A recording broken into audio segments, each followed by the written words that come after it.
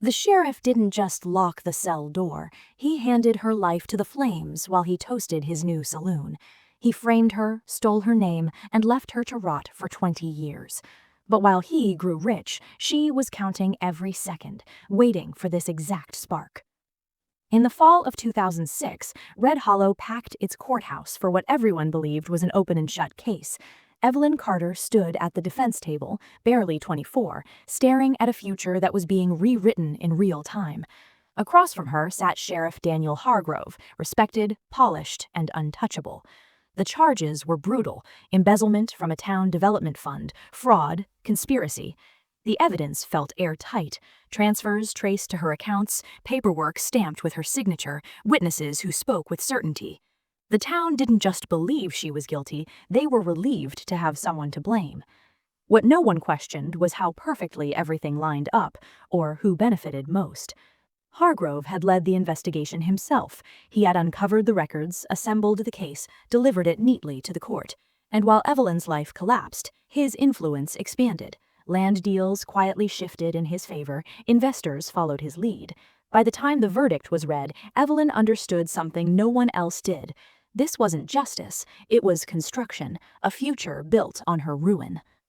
Prison didn't break her the way people expected. It didn't make her loud or desperate. It made her quiet, focused. She learned to listen, to watch, to hold on to details the way other people held on to hope. When she was released, the world didn't welcome her back. Red Hollow had already decided who she was. Jobs vanished the moment her name surfaced. Conversations ended before they began. Even old acquaintances treated her like something contagious. The town didn't just punish her, it erased her. So she disappeared first. Years passed in fragments. Small towns, temporary work, different names that never felt real. She lived simply, almost invisibly, but her mind never stopped working.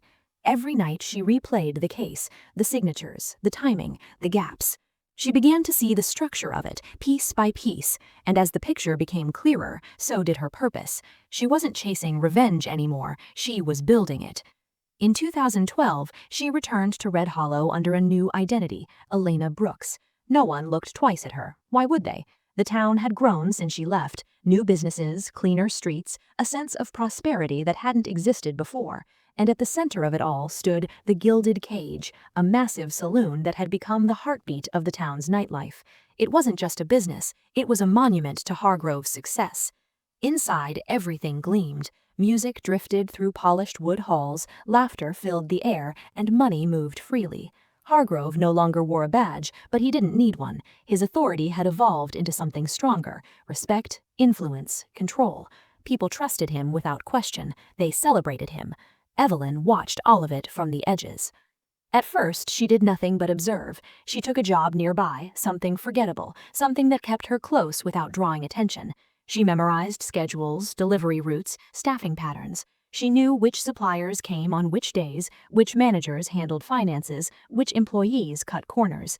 It wasn't fast work, it wasn't easy, but she had something time couldn't take away anymore: patience.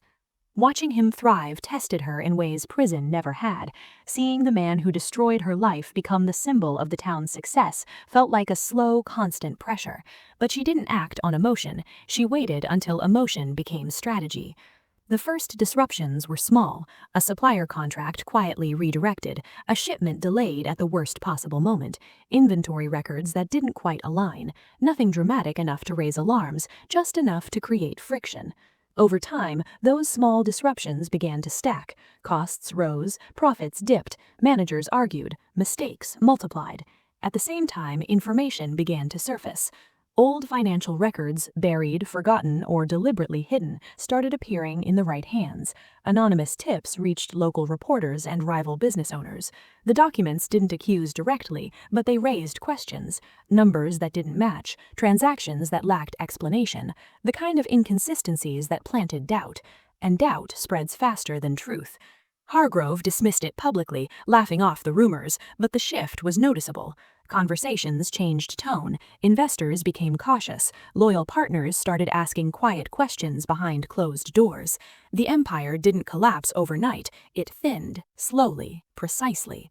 By the time anyone realized what was happening, the gilded cage was no longer one of many assets. It was the only one holding everything together. Evelyn knew because she had designed it that way. Years passed, and the pressure never let up. Every move he made tightened the space around him. Every decision he made cost him more than it should have. He adapted, of course. People like him always do. But adapting isn't the same as control, and for the first time in his life, control was slipping. Then came 2026, the 20th anniversary of the Gilded Cage. The entire town was invited. Lights were strung across the building, music filled the streets, and the saloon was more alive than it had ever been.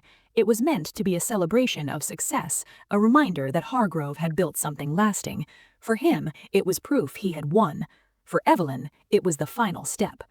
She arrived early, blending into the preparations, moving through the building with the ease of someone who had studied it for years. No one noticed her. No one remembered her. That was the point. By the time the celebration reached its peak, the saloon was overflowing with people. Laughter echoed, glasses clinked, and speeches praised the man who had transformed Red Hollow. And in the middle of it all, Hargrove stood exactly where she needed him to be, comfortable, confident, unaware.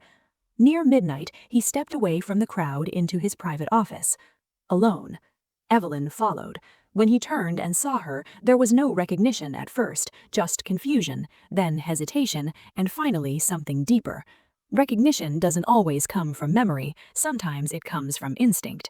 She spoke his name, and everything changed. She didn't rush, she didn't raise her voice. She told him exactly who she was, exactly what he had done, and exactly why she was there. Every word carried 20 years of silence behind it. He tried to speak, to regain control, but there was nothing left for him to control. For the first time, he understood. Not fear, loss. Evelyn reached into her pocket and pulled out a single match. She looked down at the wooden floor, the same place where false evidence had once been planted to destroy her life, and struck it. The flame caught instantly.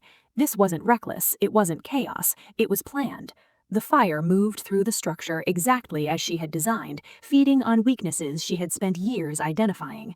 By the time the first alarm was raised, it had already spread too far to stop.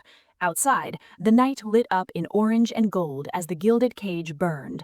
People gathered, shouting, watching, unable to process what they were seeing.